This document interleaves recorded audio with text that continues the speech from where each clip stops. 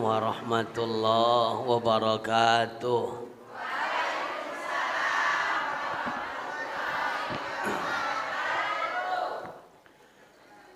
Bismillahi walhamdulillah.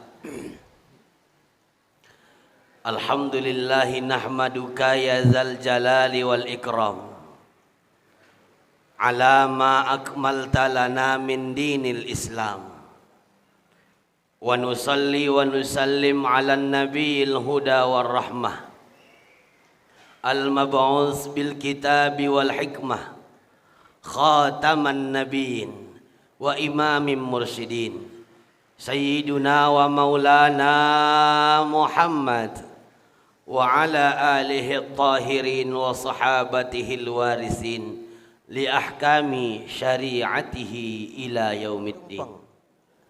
Berbicara tentang syukuran, Said Hawa dalam kitab Tazkiyatun Nafs menjelaskan bahwa ketika kita mensyukuri nikmat Allah, maka Allah akan memberikan nikmat itu kembali kepada kita. Ada ayat yang populer yang selalu kita sebutkan, yang kita selalu hafalkan ketika berbicara tentang syukur. Pulang bapak dia? Hah? Pulang? Pulang Wak? Oh beli kopi. Oh nggak apa-apa lah. Nggak apa-apa Pak. 1, 2, 3, 4, 7. Ada ayat yang populer yang selalu kita ucapkan dan yang selalu kita bacakan. La in syakartum la azidannakum wa la in kafartum inna azabi lasyadid. Ini ayat berbicara tentang syukur. Allah menjelaskan dalam Al-Qur'an itu, dalam ayat itu, hei manusia, ketika sudah kukasih kau nikmat, sudah kukasih kau segala-galanya, umur sudah kukasih, rezeki sudah kukasih, apapun fasilitas dunia sudah kuantarkan kepadamu, aku tak minta apa-apa, cukup syukuri. Ketika kita mensyukuri nikmat Allah, Said Hawa menjelaskan satu nikmat kita syukuri ada nikmat yang ditambah oleh Allah Subhanahu wa taala. Bayangkan Ibu, satu aja kita syukur. Nih malam ini Pak Im syukuran ke-7 tahun.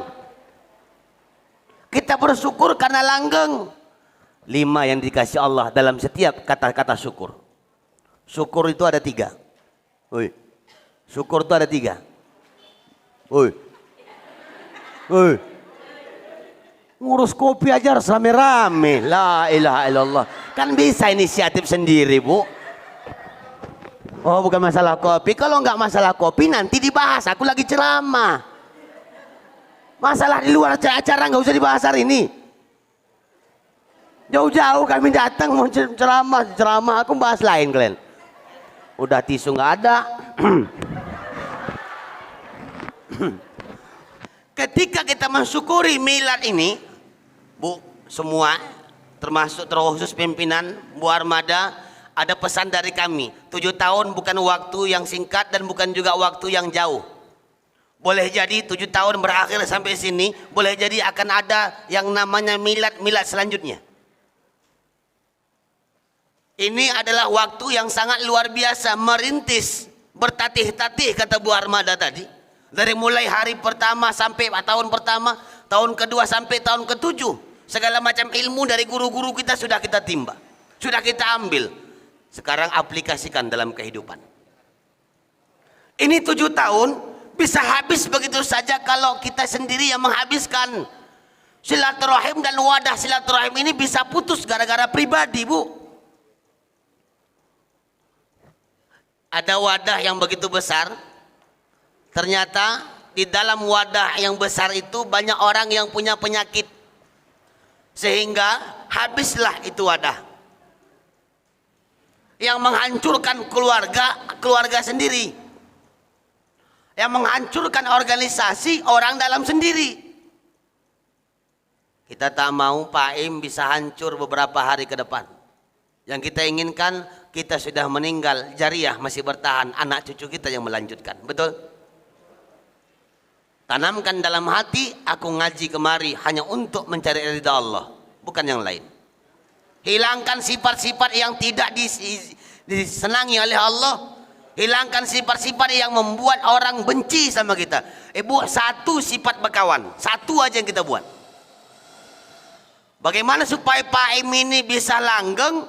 kawan bisa dekat, sahabat bisa akrab, cuman satu. Apa itu? Jangan pernah berharap orang mengerti dengan kita, tapi kitalah yang harus paham dengan orang lain. Kalau kita yang pengen dimengertiin terus sakit. Sakit. Ayo sakit lah. Sakit kali sumpah sakit.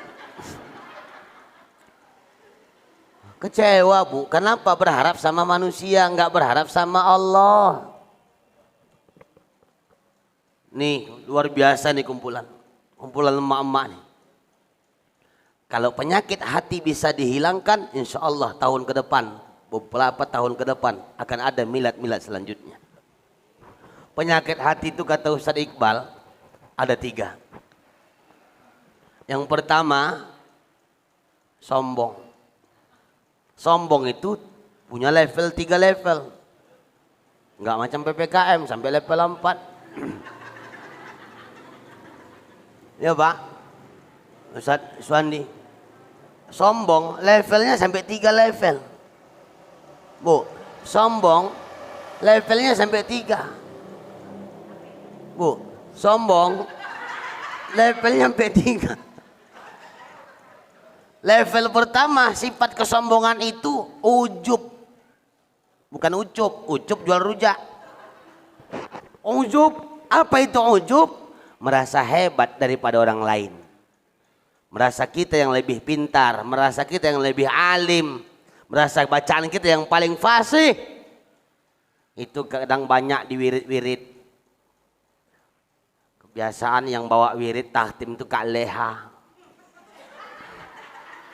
Cuman karena tamu Kak Leha datang dari Aceh Tamiang, agak lama Kak Leha wirid, digantikanlah sama Bu Suwarti. Bu Suwarti ini mohon maaf panjang pendek nggak paham-paham kali, yang penting gas terus. Begitu sudah baca tahtim watu al-wadudul majidul bait panjang tak cuman merepet, datang Kak Leha duduk depan pintu.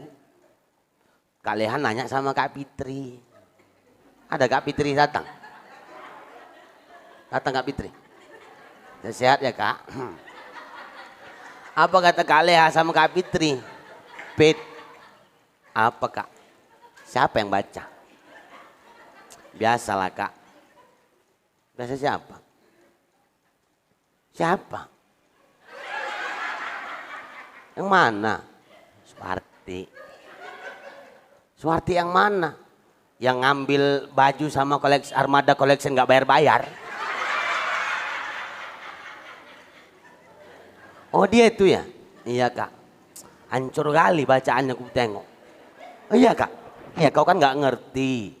Mana paham kau bacaan-bacaan kayak gitu. Aku kan tamatan tahfiz Quran. Nggak ngerti kau panjang dipendekkannya, pendek dipanjangkannya. Nggak paham dia tuh. Tunggu aku napa, aku kan lebih paham daripada kalian. Merasa hebat daripada orang lain. Begitu Ustadz Iqbal. Enggak ada Ustadz Iqbal aku. Ya Bu, ada kayak gitu di sini? Enggak ada, di PAIM enggak ada kan? Mana ada yang ngaku, enggak ada. Apa itu Pak? Allahu Akbar, minta izin aku Pak. Ya minta izin aku Pak. Cek, bercandanya aku Pak, cek. Ya Allah ya Rabbi. Langsung tersinggung Pak, enggak ada maksud apa-apa ini Pak. Cuma kok enggak dari tadi nyampe nya ini lah. Udah kuyup-kuyup bajuku. Udah lah.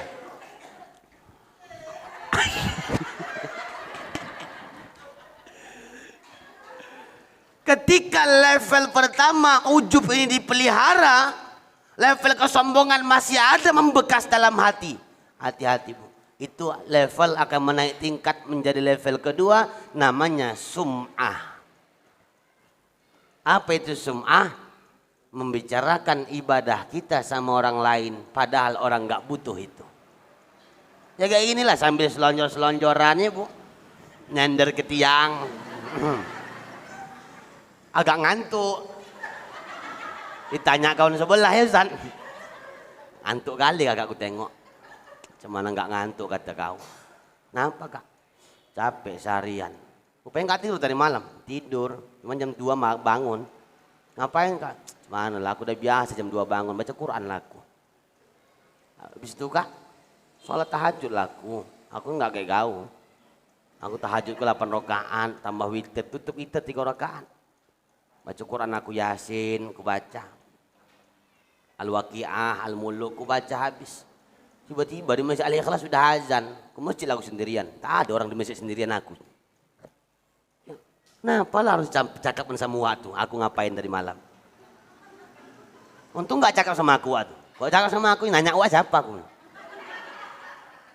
Karena ada yang gitu, suka kali mencakapkan ibadahnya, padahal orang nggak nanya dan nggak butuh. Baru 300.000 dia nyumbang untuk anak-anak yatim santunan. 3 bulan nggak siap-siap itu diwirid dibahasnya. Kakak kemarin nyumbang nggak? Apa? Santunan anak yatim acara Paim semalam. Aku nyumbang 300 loh kak. La ilaha illallah. Kenapa harus dibahas? Ini orang punya sifat sum'ah. Pengen dimuliakan, pengen disanjung, pengen diiyakan. Nggak akan menyaut dipanggil nama aslinya.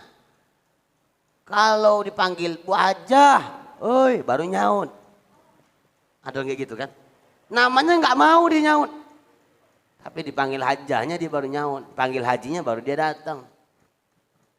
Ini penyakit sombong. Ketika ujub dipelihara jari sum'ah, naik level ketiga namanya takabur.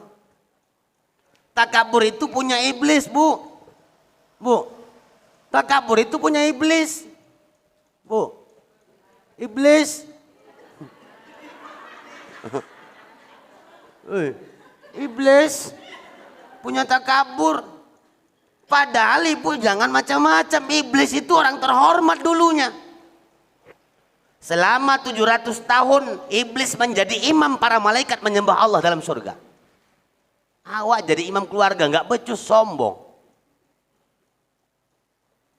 700 tahun Bu, malaikat Jibril belum ada apa-apa aja dibanding dia dulu. Mikail, Israfil, Israel dan malaikat-malaikat lain di bawah komando si iblis. Namanya Azazil.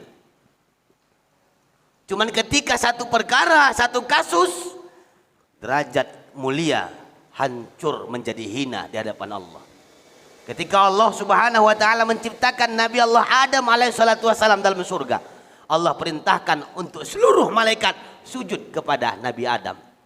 Fasajadu, semua mereka sujud. Sujud di sini Profesor Dr. Wahbah Az-Zuhaili menjelaskan dalam tafsirnya ada 3 makna. Pertama, sujud mengikuti perintah Allah. Kedua, sujud karena memuliakan Nabi Allah Adam. Yang ketiga paling penting, kenapa disuruh Allah sujud malaikat semua kepada Nabi Adam? Karena di tubuh Nabi Adam terdapat Nur Muhammad sallallahu alaihi wasallam.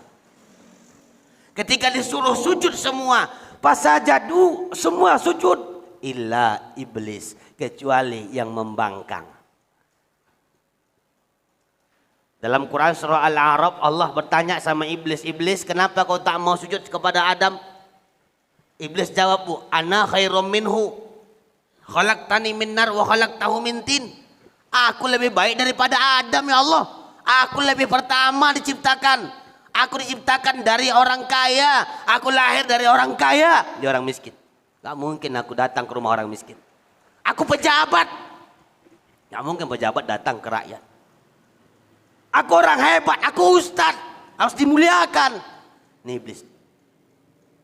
Ketika itu terjadi, kata Allah dalam Al-Quran, dijelaskan dalam Al-Quran itu, kata iblis, ana khairum minhu, aku lebih baik daripada dia ya Allah. Khalaqtani min nar wa khalaqtahu min tin. Aku kau ciptakan dari api, sedangkan Adam kau ciptakan dari tanah. Mustahil api menyembah tanah. Kesombongan yang sangat luar biasa. Cuman ibu, kesombongan iblis itu akhirnya hampir reda.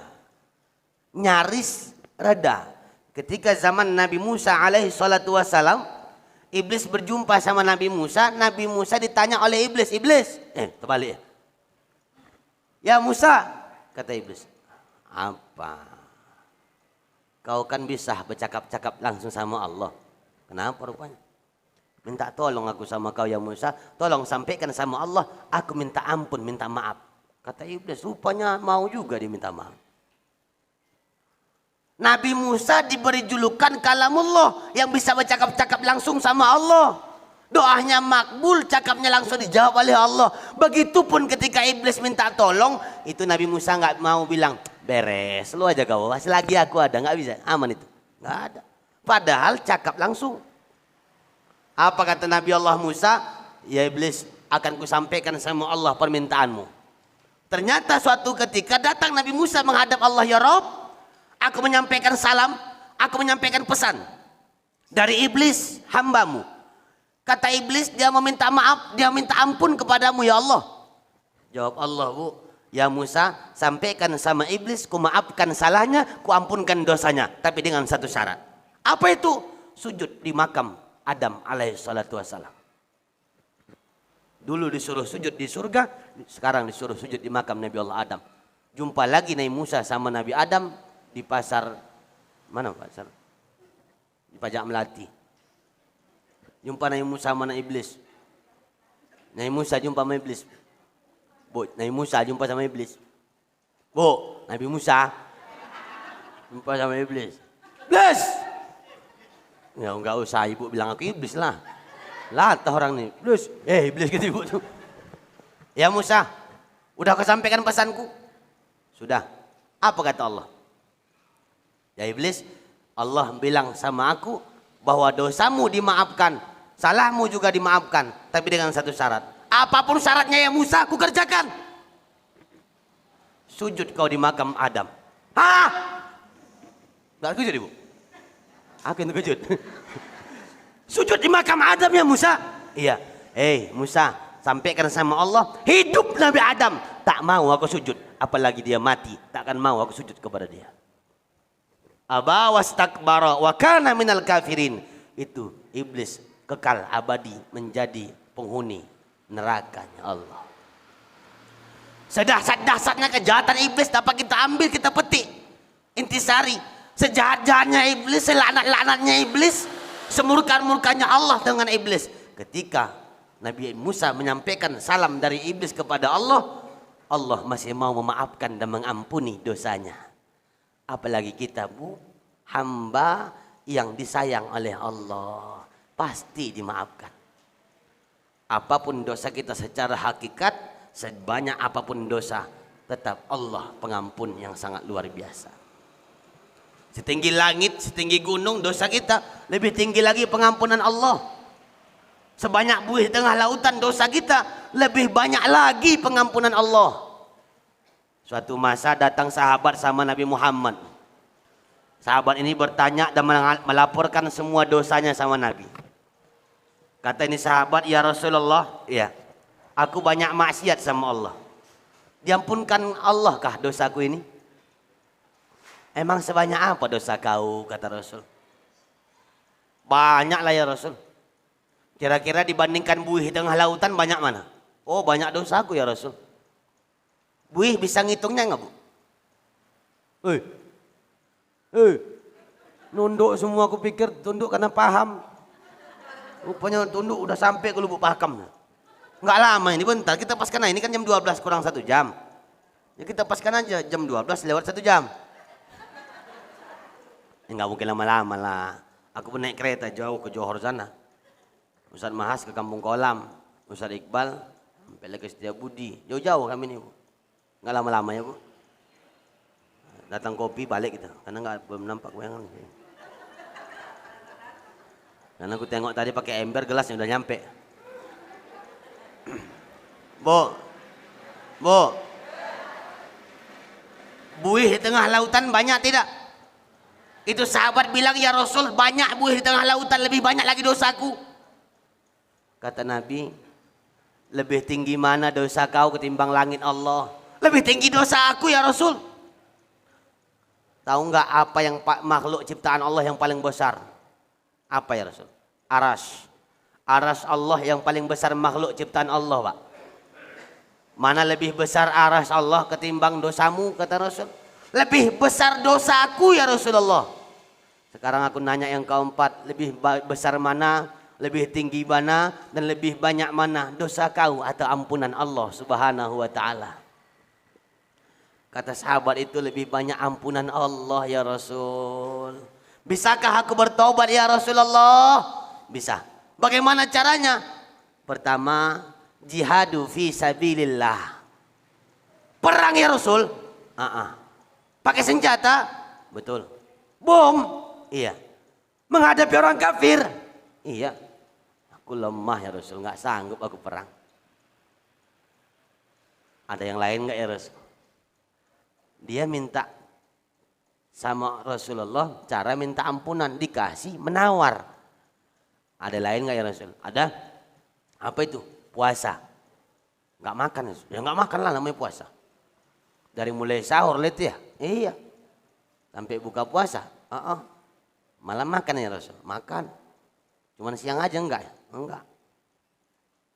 Cuman ya Rasul nggak sanggup aku. Kenapa? Jangankan puasa, nggak puasa aja pun aku nggak makan ya Rasul.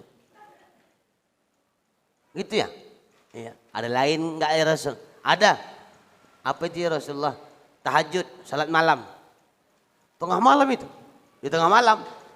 Jam 2 bisa? Bisa. Jam 3 bisa Ustaz? Ya Rasul? Bisa. Tengah-tengah 4 lah, tengah 4. Bisa. Sampai menjelang subuh ya Rasul? Iya. Berat ya Rasul. Berat cemana? Aku kalau nggak dibangunkan subuh, nggak bangun-bangun aku ya Rasul. Cemana mau tahajud? 3 dikasih Rasul solusi, dia nggak mempan, nggak mau, nggak sanggup. Ada yang lain nggak Rasul? Senyum Rasul sambil menggeleng, kata Rasulullah, kalau kau nggak bisa jihad, nggak bisa puasa, nggak bisa sholat malam, sebutkan aja ungkapan ini. Subhanallah wa bihamdik, subhanallahil azim. Subhanallah wa bihamdik, subhanallahil azim. Kau bacakanlah itu seberapa sanggup kau, seberapa kau mampu. Ringan dalam lisanmu, tapi berat di timbangan Allah Subhanahu wa taala. Dalam ini cerita, dalam ini hadis dapat kita kisahkan bahwa sebesar dan sebanyak apapun dosa-dosa kita, ampunan Allah lebih luas dan lebih besar. Tapi jangan pernah sepele. Tidak dikatakan dosa itu kecil, kata Imam Ghazali, kalau selalu dibuat.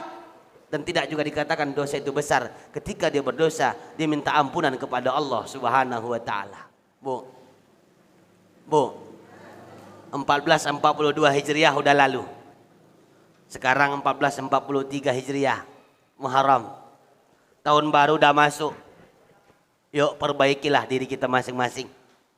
Salah, minta maaf sama laki. Datangi laki. Bu, rajin pun ibu ibadah. 10 tahun pun ngaji di Paim. Kalau suami nggak ridho, nggak dapat ibadah itu pahalanya. Tapi ada seorang istri di rumah baca Quran tiap sholat, suaminya ridho. Ini lebih ada jaminan surga ketimbang istri yang tidak dapat ridho dari suaminya. Gapai ridho Allah, gapai ridho suami, gapai ridho orang tua. Jadilah itu. Ya Bu. Nada suara jangan lebih tinggi ketimbang suami. Apa? Buatkan kopi, nah buat sendiri apa? Macam nggak tahu abang dispenser ada, gula ada, kopi ada. Ya Allah. Ya Bu. Lembut suara suami, lebih lembut nada suara ibu. Dek, apa? Buatkan kopi napa? Bentar ya Pak. Sambil gigi rapat. Bentar ya Pak. Mama kenapa Mak kok gitu? Ustadz Pauk semalam. Kata Ustadz Pauk semalam, gak usah tinggi-tinggi nada suara sama laki. Ayah kau tuh, ayah kau. Gak usah. Apalagi Bang? Apalagi Bang? Bukan gitu maksudnya. Supaya jangan durhaka istri itu. Bahkan mohon maaf, durhaka seorang istri yang sengaja membuka handphone suami. Mohon maaf. Nggak ada kecurigaan. Mohon maaf, kalaupun ada isu dan kabar kita dengar yang nggak baik, mungkin Ustadz Mas cerita sama janda mungkin. Mungkin Ustadz, mungkin. Gak usah cemburu dan usah curiga. Ya mana tahu betul ya kan. Ya Alhamdulillah. Artinya enggak ada kecurigaan ketika istri curiga sama suami. Itu bentuk kedurhakaan istri pada suami. Meriksa dompet laki nggak boleh Bu. Ibu kadang kalau mau masukkan pakaian laki ke mesin cuci kan sengaja periksa dulu. Kalau 30 letakkan di depan meja. Gopek simpanlah. Hati-hati. Banyak cara dan celah iblis untuk menggoda seorang istri durhaka kepada suaminya. Ketika hubungan sama Allah dah baik, hubungan sama orang tua dah baik, hubungan sama laki dah baik, Suami baik sama istri, bagus tanggung jawab sama anak, dan bagus pula bertetangga. Ini adalah orang-orang yang mendapat kebahagiaan dunia dan akhirat. Ya Bu? Nah ini aja lah ya. Udah keringat-keringat dingin aku tengok. Yang penting berubah di bulan Muharram dan tahun baru ini. Tidak ada yang bisa mengubahnya kecuali kita yang mengubahnya. Perbaiki semua amal ibadah. Santunan anak yatim adalah hal yang sangat luar biasa. Lanjutkan, mohon maaf, bukan hanya di wadah Paim, pribadi pun bisa melanjutkannya. Kata Nabi, siapa yang menyantuni anak yatim nanti bersamaku dalam surga hakadha. Kayak gini kata Nabi. Jari telunjuk sama jari tengah diumpamakan Rasulullah, saking dekatnya orang-orang yang menyantuni anak yatim dengan Rasulullah. Pertanyaannya, Ustaz, berarti kami nanti dekat sama Rasulullah kayak gini? Belum tentu. Kenapa? Tengok berapa dia ngasih. Ya kan Ustaz Iqbal? Dia nyumbang 2.000 mau dekat sama Nabi. Nggak bisa. Nggak mungkin lah dia ngasih 2.000 dekat sama Nabi, dekat nggak mungkin. Tengok berapa banyak dia ngasih, berapa banyak manfaat yang dia berikan kepada orang lain.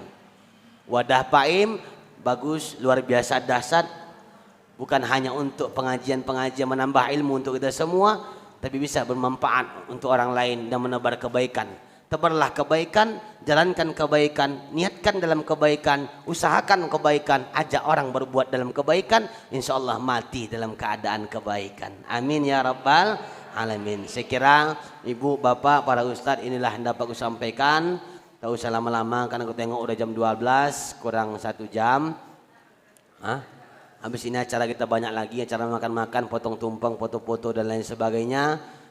Saya kira inilah yang mungkin dapat disampaikan pada malam hari ini. Di sana sini pasti banyak kesalahan dan kekhilafan.